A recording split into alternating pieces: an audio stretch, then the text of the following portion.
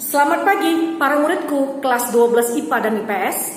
Pagi hari ini kita bertemu kembali ya. Kita masuk pada materi kita mengenai substansi hereditas ya. Langsung aja kita mulai ya. Oke, inilah judulnya substansi hereditas. Kalau kita melihat buku itu masuk pada bab yang ketiga ya. Oke, lanjut. Nah, di dalam substansi genetika ya, kita harus tahu apa saja yang akan kita pelajari supaya dapat menguasai apa materi tentang substansi genetika. Oke, mari kita lihat. Pada substansi hereditas, kita akan mempelajari apa itu kromosom, apa itu gen, dan apa itu asam nukleat. Ya, kromosom, gen, dan apa itu asam nukleat. Nah, nanti kalau kita sudah bicara mengenai kromosom, kita akan masuk kepada gen. Nah, mengenai gen ini kita sampai pada reproduksi selnya belum. Nanti kita akan hari ini tidak kita bahas mengenai reproduksi sel, tapi kita akan membahas dari kromosom, gen sampai kromosom sampai gen saja, ya. Sedangkan asam nukleat itu kita akan bahas pada pertemuan kita berikutnya.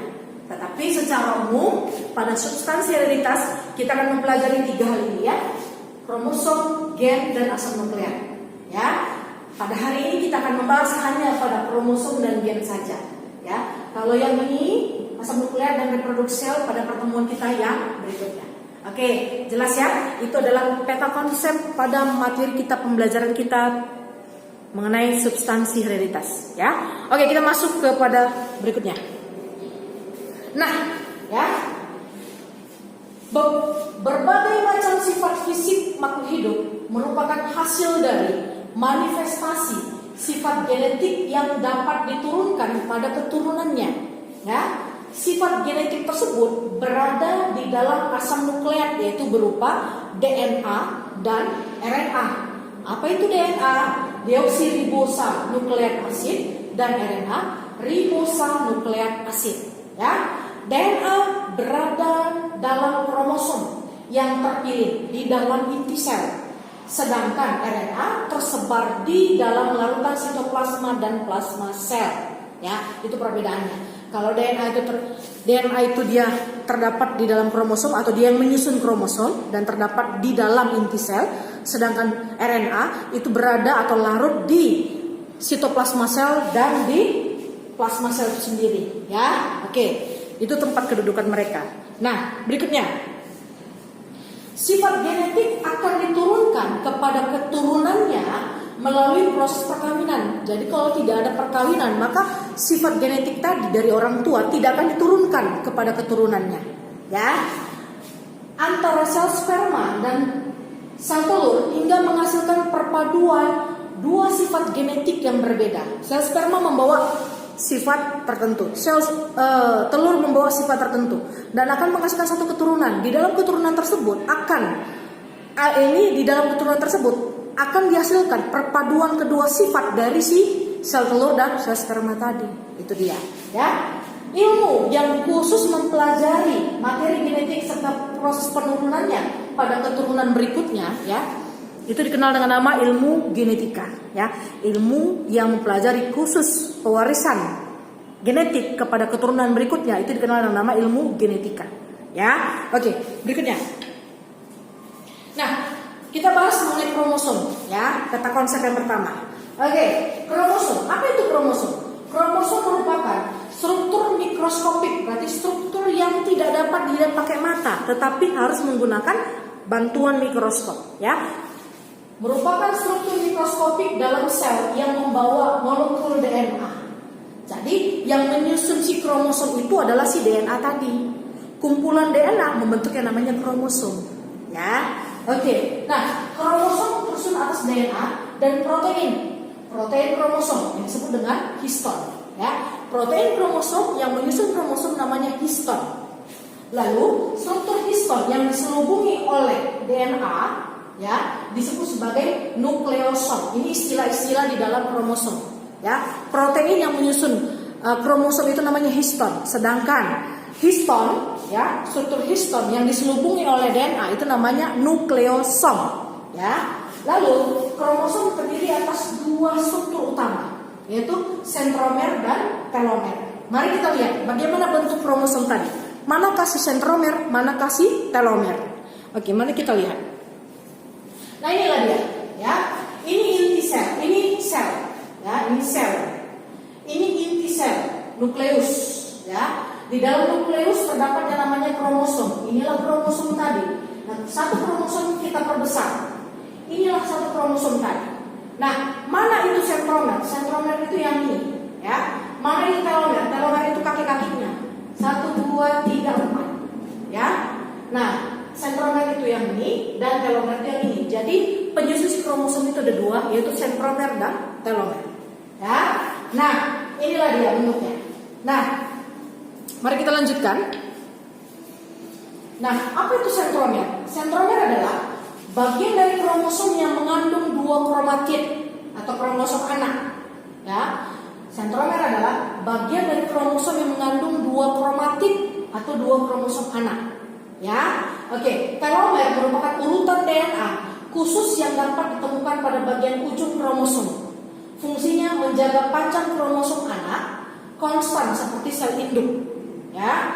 Jadi si sentromer tadi itu bagian kromosom yang mengandung dua kromosom anak atau kromatid, kromosom anakan.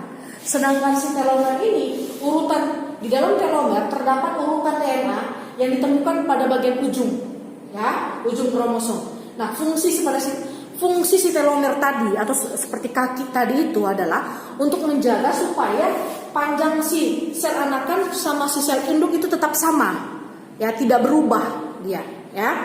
Karena kromosom ini memiliki ciri khusus yang tidak boleh berubah.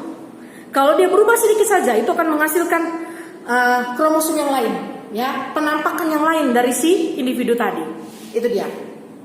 Berikutnya, sel makhluk hidup yang bereproduksi secara seksual mempunyai kromosom dalam susunan yang berpasangan. Jadi kromosom itu wajib berpasangan, makanya tadi ada 4 kaki, ya, kromosom yang sebelah sama kromosom yang sebelah. Makanya kakinya tadi ada 4, ya, kromosom berpasangan, ya.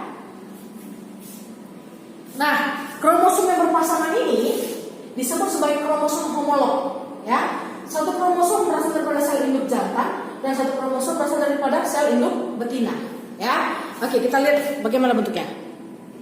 Nah, apa sih ciri-ciri kromosom? Nah, ciri-ciri kromosom ini, kromosom terdiri dari sepasang kromatid yang mengandung materi genetik yang homolog satu sama lain. Letak materi genetik di dalam kromosom disebut lokus, ya. Letak materi genetik di dalam kromosom namanya lokus. Pasangan gen dinamakan alel, ya, yang memiliki lokus sama pada kromosom yang homolog. Nah, kromosom homolog berasal dari kedua orang tuanya. Masing-masing kromosom homolog membawa informasi genetik yang sama, ya. Panjang kromosom itu 0,2 sampai 0,5 μ. Diameternya 0,2 sampai 20 μ sampai 20 μ. Ya. Oke. Jenis-jenis kromosom, ya. Kromosom ini ada beberapa. Oke. Nah, kromosom berdasarkan letak sentromernya, tadi. Ya. Oke. Kromosom metasentrik. Kromosom metasentrik adalah kromosom yang letak sentromernya di tengah-tengah lengan, ya. Kromosom submetasentrik, kromosom yang sentromernya terletak hampir di tengah-tengah lengan. Kromosom akrosentrik, kromosom yang sentromernya terletak di ujung lengan, ya. Kromosom telosentrik, kromosom yang terletak pada bagian ujung lengan. Tadi hampir ujung lengan, ini sudah di ujung, ya. Kalau metasentrik di tengah-tengah, ya, lengan. Sedangkan submetasentrik hampir berada di tengah lengan. Nah, kalau akrosentrik hampir berada di ujung, sedangkan si telosentrik tempatnya memang di ujung. Itu dia, ya. Oke, mari kita lihat gambarnya. Nah, ini dia gambarnya. Nah, telosentrik inilah sentromernya di ujungnya, kemudian akrosentrik hampir di ujung. Ini akrosentrik. Ini submetasentrik hampir di tengah-tengah. Nah, sedangkan submetasentrik letaknya di tengah-tengah lengan. Itulah perbedaan si kromosom tadi, ya, berdasarkan letak sentromernya. Oke. Pasangan kromosom, tadi kan saya bilang Kromosom itu jumlahnya itu sepasang, sehingga dikenal dengan nama kromosom homolog. Ya, nah pasangan kromosom setiap makhluk hidup dibangun oleh sel somatis. Apa sih pasangan kromosom itu? Nah, saya jelaskan dulu ya. Setiap makhluk hidup terdiri atas yang namanya sel, ya, sel somatis dan sel gonosom, ya, sel penyusun tubuh dan sel penyusun kelamin atau gamet, ya. Masing-masing sel tersebut disusun oleh 2 macam kromosom, ya. Nah, sel tubuh disusun oleh kromosom tubuh, ya. Jadi sel makhluk hidup terdiri atas 2, ya, sel kromosom, sel tubuh sama sel kelamin. Nah, sel tubuh disusun oleh kromosom tubuh atau dikenal nama lainnya adalah autosom. Nah, sel kromosom, sel kelamin atau gamet disusun oleh yang namanya kromosom kelamin atau kromosom gamet, dikenal dengan nama lain gonosom. Inilah pengertiannya. Ya. Nah, kromosom kelamin itu ada 2, kromosom X dan kromosom Y. Ya. Kromosom X dan kromosom Y. Jika dia perempuan, jumlah X-nya 2. Jika dia laki-laki, jumlah X-nya 1 dan jumlah Y-nya 1. Jadi perempuan XX, sedangkan laki-laki XY. Ya. Nah, ini dia. Ya. Pada manusia terdapat 22 pasang atau 22 pasang. Kalau dijadikan buah jadi 44 kan? Ya. 44 autosom dan 2 kromosom gonosom atau kromosom kelamin, ya. Jika terdapat 1 pasang kromosom X atau XX, dia adalah wanita. Jika dalam sel tersebut kromosom gonosomnya X dan Y, ya, X dan Y, maka dia adalah pria. Tadi kan sudah bilang, kalau XX itu perempuan, kalau XY itu adalah laki-laki, ya. Nah, kromosom X memiliki ukuran yang lebih besar dan berbentuk metasentrik, sedangkan kromosom Y berukuran lebih kecil dan berbentuk akrosentrik, ya.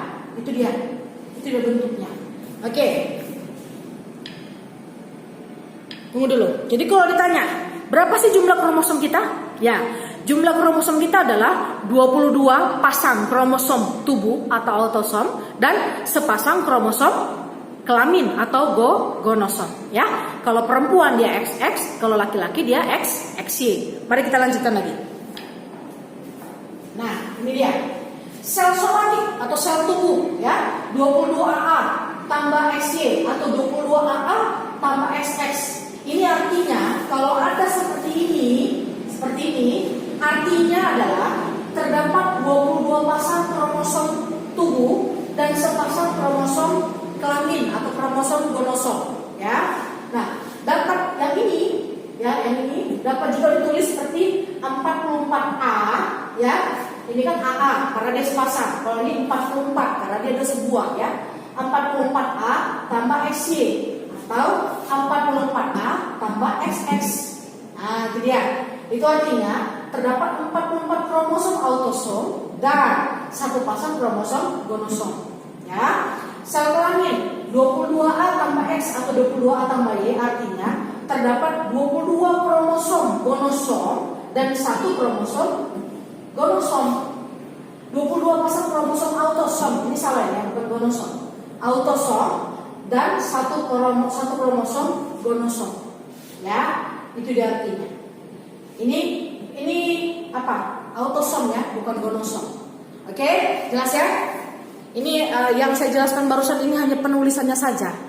Jika terdapat di soal seperti itu, supaya kalian nggak bingung, ya. Oke, lanjut. Nah, ini adalah set kromosom. Ya, ini adalah gambar set kromosom pada manusia. Ini kromosom 1. Ingat jumlah kromosom 2 ya. 1, 2. Ya. Kromosom 1, 2, 3, 4, 5, 6, 7, 8, 9, 10, 11, 12, 13, 14, 15, 16, 17, 18, 19, 20, 21, 22. Nah, ini sepasang ini 22 pasang ini itu kromosom yang menyusun sel tubuh kita, sel tubuh, ya. Sedangkan yang ini yang terakhir, kalau ini perempuan, yang ini laki-laki. Ini kromosom perempuan menunjukkan dia perempuan, kalau yang ini laki-laki. Ya, inilah kromosom penyusun tubuh kita, ya. Oke, lanjut. Nah, ya. demikian video pembelajaran kita pada pagi hari ini ya. Mungkin ada pasti akan ada pertanyaan ya dari penjelasan saya yang sudah saya jelaskan tadi ya. Mungkin kalian bingung atau kalian masih belum mengerti, langsung aja tanyakan ya. Langsung aja tanyakan. Memang lebih bagus kalau misalnya kita langsung bertatap muka, tetapi masalahnya kondisi seperti ini ya. Jadi kalau bisa langsung tanyakan pada hari ini juga. Jangan ditanyakan pada berikutnya karena takutnya lupa ya. Oke, jelas ya anak-anak ya. Jadi tanyakanlah. Jadi minggu depan kita akan belajar mengenai asam nukleat. Asam nukleat yaitu DNA, RNA, dan kalau bisa kita akan bahas mengenai reproduksi sel. Bagaimana sel itu memperbanyak dirinya di dalam tubuh kita. Ya, itu dia. Oke, baik. Ya, demikian pembelajaran kita pada pagi hari ini. Selamat pagi dan tetap semangat.